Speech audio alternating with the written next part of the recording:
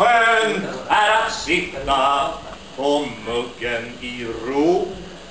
Strunta i allt, bara sitta och glo.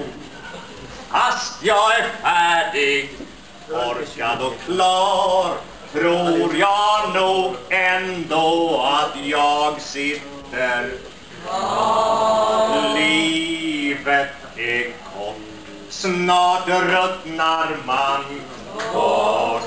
Det som blir kvar luktar inte så gott. Vågar jag spola? Vad händer sen? Det som försvann kommer aldrig igen. Nej, det som försvann kommer aldrig igen. Tack ska du ha.